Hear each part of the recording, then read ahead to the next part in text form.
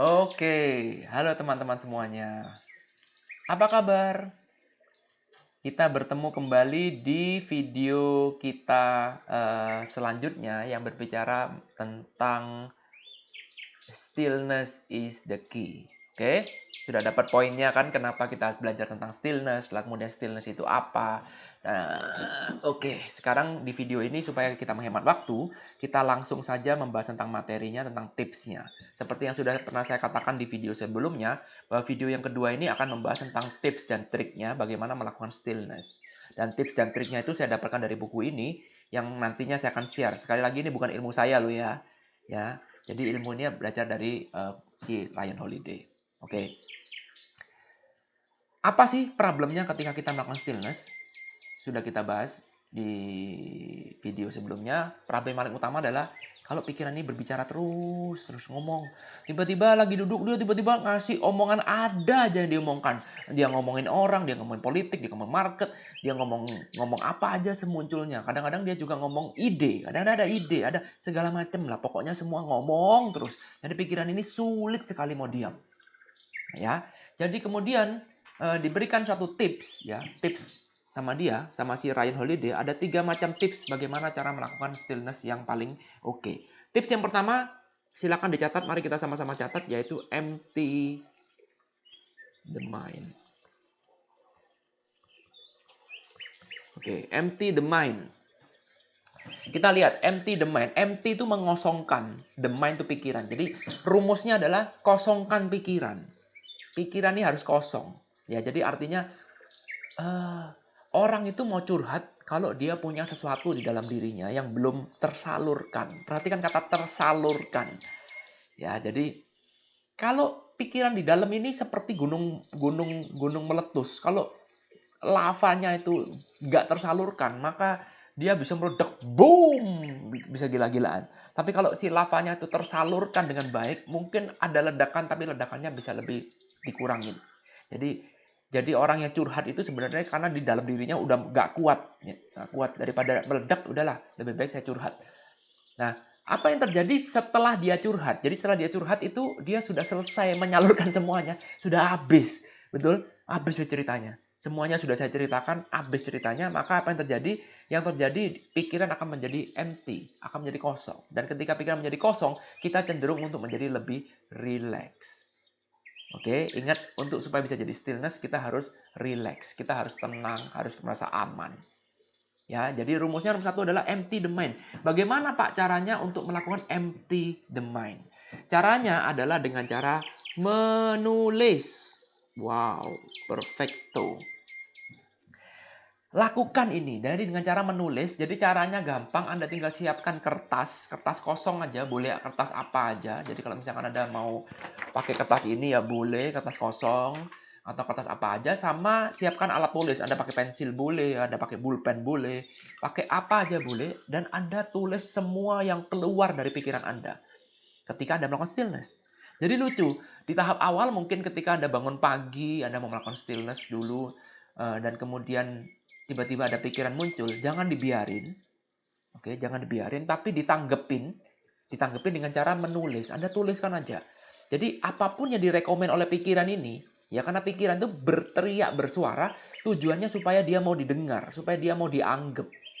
Ya, jadi kalau kita lawan pikiran itu, misalkan dengan cara ketika pikiran muncul kemudian kita bilang diam, diam, fokus, fokus, fokus. Maka apa yang terjadi semakin kita berusaha mendiamkan pikiran, pikiran ini makin menggila. Pikirannya seperti anak kecil yang butuh perhatian kita, lalu kemudian kita mencueki atau menganggap bahwa anak kecil itu nggak ada. Ya, jadi dicuekin itu diremehkan seperti dihiraukan. Ya, maka apa yang terjadi? Anak kecilnya akan makin menggila, dia akan makin cranky supaya kita merespon dia. Karena yang dia butuhkan adalah respon. Perhatikan, pikiran ini menjadi kacau balau, kacau balau nggak karu-karuan karena dia butuh direspon, betul? Nah, kita akan menulis ini adalah merespon pikiran itu.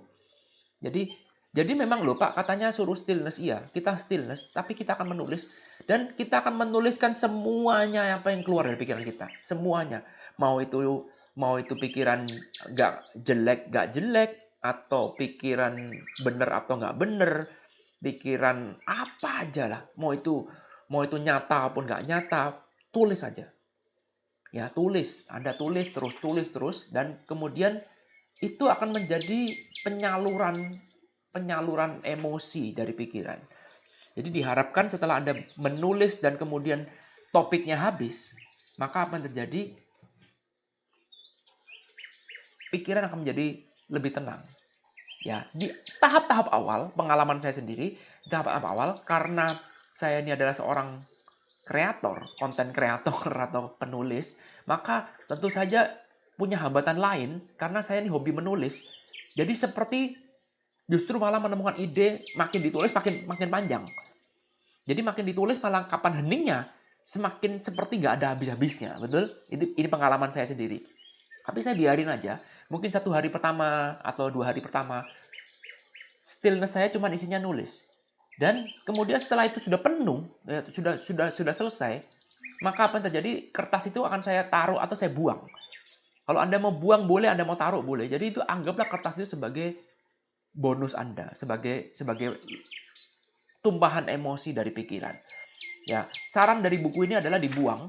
Jadi kalau misalkan Anda baca bukunya itu setelah menulis itu disarankan untuk dibuang. Ya, dibuang. Tapi kalau saya enggak, itu saya simpen saya taruh di satu tempat. Karena kadang-kadang justru malah tulisan itu malah saya mencari idenya dari tulisan itu.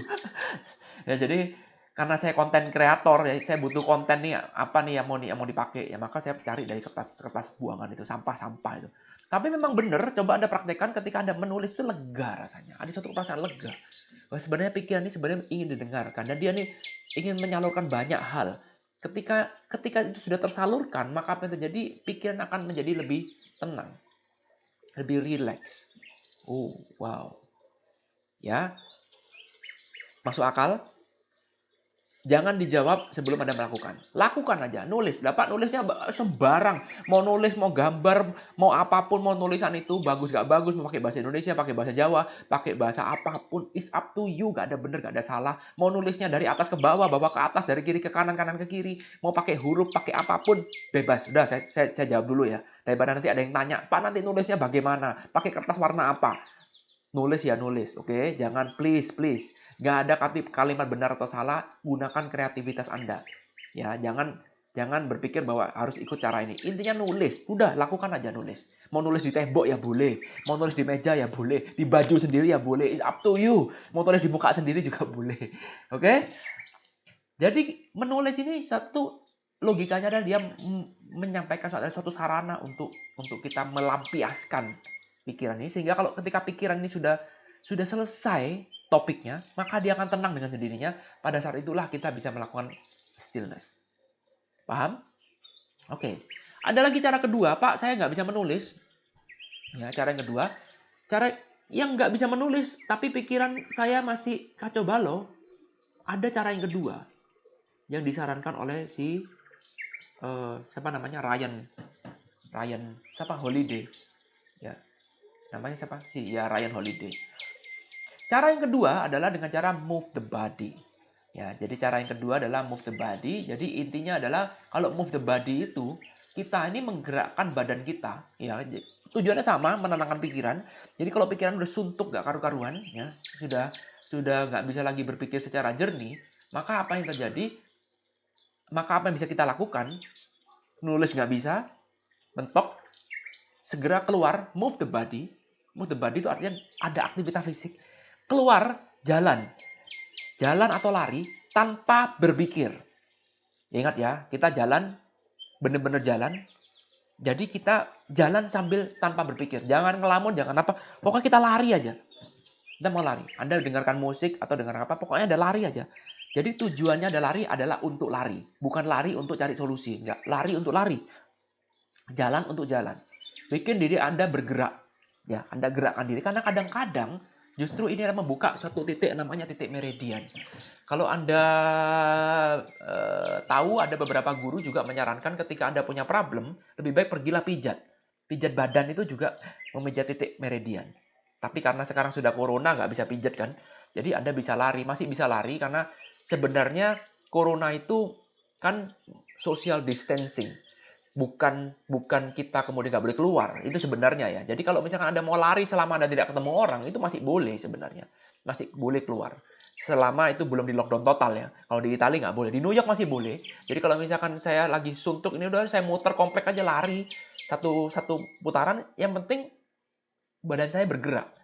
Ya, Anda boleh percaya nggak percaya, ketika bergerakkan badan, itu membuat tubuh kita jadi jauh lebih rileks. Terutama ketika kita keringat keluar, ya, terus otot-otot di badan ini cenderung lebih lebih lemes, maka secara tidak sengaja itu akan membuka titik meridian, mengalirkan energi kembali kepada otak yang tadinya lebih tidak bergerak atau tersumbat.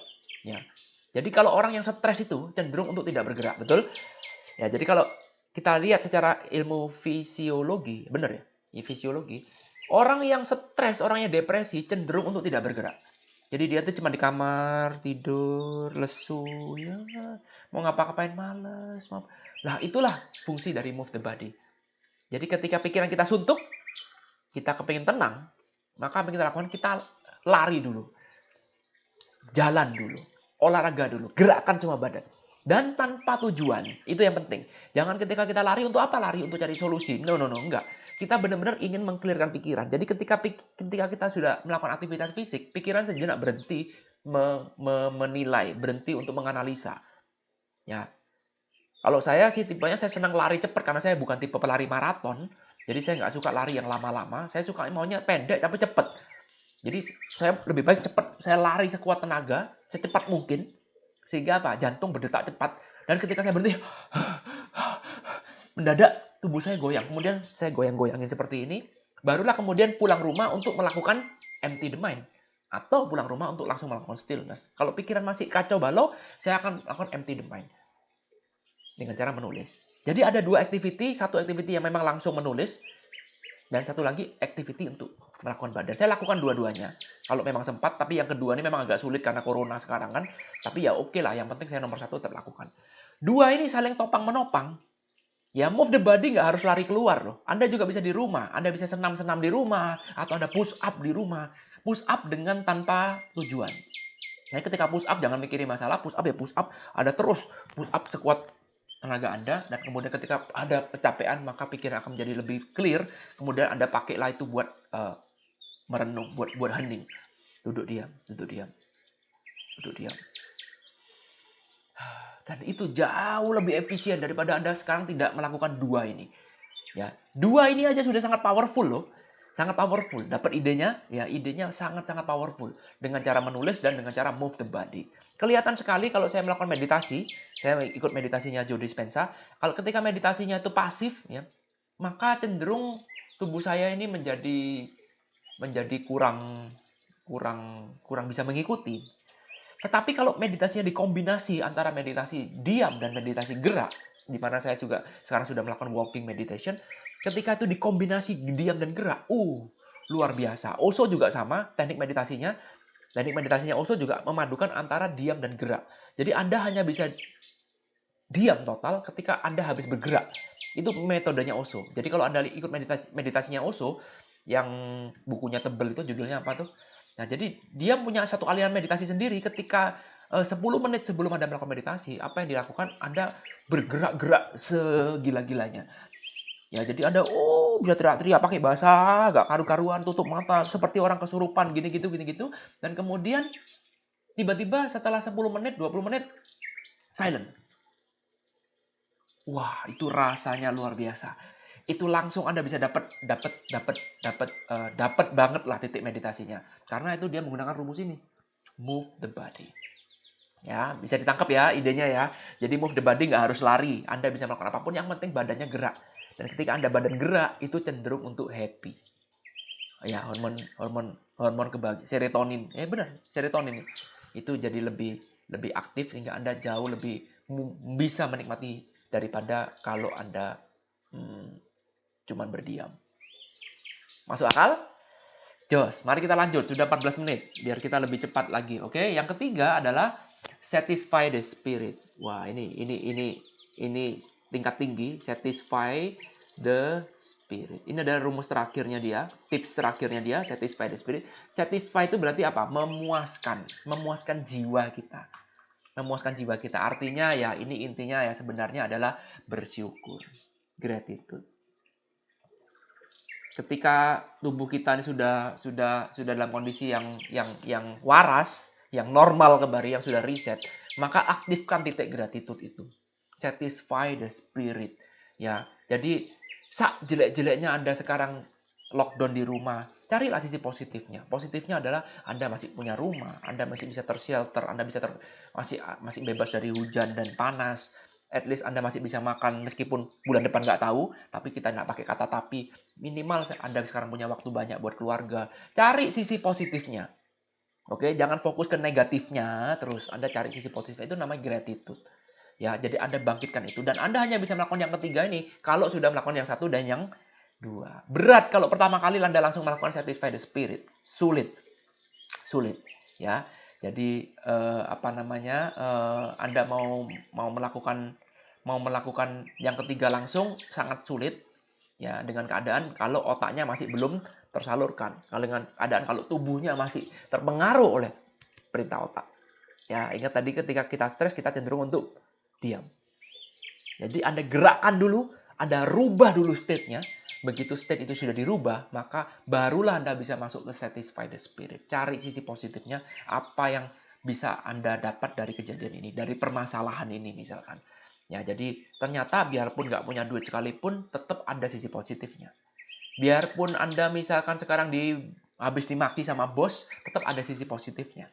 Biarpun Anda mungkin habis dimaki sama hater misalkan, tetap ada sisi positifnya. Ya, Anda fokus ke sisi positifnya itu. Dan itu akan sangat-sangat sulit kalau Anda tidak melakukan yang nomor 1 dan nomor 2. Good? Ini adalah ide yang sangat luar biasa menurut saya. Ini adalah ide yang sangat-sangat pas. Sangat-sangat pas dengan situasi kita sekarang. Siapa yang nggak stres dengan kejadian ini? Semua kena dampaknya. Jangan dikira bahwa, oh di New York nggak apa-apa. Cuma di Indonesia aja yang kena. Justru malah kita di New York lebih parah dibandingkan dengan di Indonesia. Oke? Ya, jadi intinya seperti itu. Tujuan saya men-sharingkan ilmu ini adalah supaya teman-teman bisa mengubah pola pikirnya. Mari kita sama-sama memanfaatkan waktu ini untuk lebih banyak bersyukur. Bisa kok. Energi itu kan nggak bisa diciptakan, nggak bisa dimusnahkan. Tinggal kita mengarahkannya kemana. Betul? Kalau kita mengarahkan untuk sesuatu hal yang positif, dia akan jadi positif. Kalau kita mengarahkan untuk sesuatu hal yang negatif, dia akan jadi negatif. Tinggal kita kok yang punya kontrol mau diarahkan kemana. Ya, jadi kalau Anda mau arahkan ke yang negatif terus, ya selamat bernegatif ria. Kalau Anda mengarahkan ke yang positif, selamat Anda juga bisa menjadi positif di tengah lingkungan yang sangat-sangat negatif, yang sangat tidak menguntungkan seperti sekarang. Oke? Semoga video ini bermanfaat. Kalau teman-teman punya saran atau buku yang lain yang bisa saya bagikan atau saya sharingkan kepada teman-teman, boleh komen. Kalau ada teman-teman juga punya pengalaman tentang dua ini atau punya pendapat tentang ketiga cara ini, boleh komen di kolom komen. Mari kita diskusi, kita bahas ini demi kebaikan kita bersama. Oke, sampai ketemu di bedah buku selanjutnya, karena saya akan cari buku-buku lain. Di sini ada banyak banget buku, jangan khawatir. Dan saya akan men-sharingkan bagi teman-teman supaya teman-teman juga bisa belajar, bisa sama-sama memahami, bisa sama-sama belajar satu hal yang baru. Oke? Terima kasih sudah menonton video ini. Jangan lupa, kalau memang teman-teman suka dengan video ini, boleh di-share, boleh di-like, di-dislike juga boleh. Ya, terus kemudian kalau teman-teman mau memberikan rezeki, berbagi rezeki, it's okay. Enggak juga, it's okay. Ada kolomnya di kolom komen. Oke, kalau teman-teman mau curhat secara pribadi, saya sarankan enggak aja, karena akan saya cas dengan harga New York. Saya nggak suka orang curhat. Curhat capek, men. Oke, kalau Anda mau curhat, Anda siap-siap bayar saya dengan tarifnya Amerika. Oke, be happy. Jangan panik, segala sesuatu pasti akan kembali dan segala sesuatu terjadi pasti ada reasonnya. Enjoy aja, mengalir aja. Oke? Thank you, I love you, bye.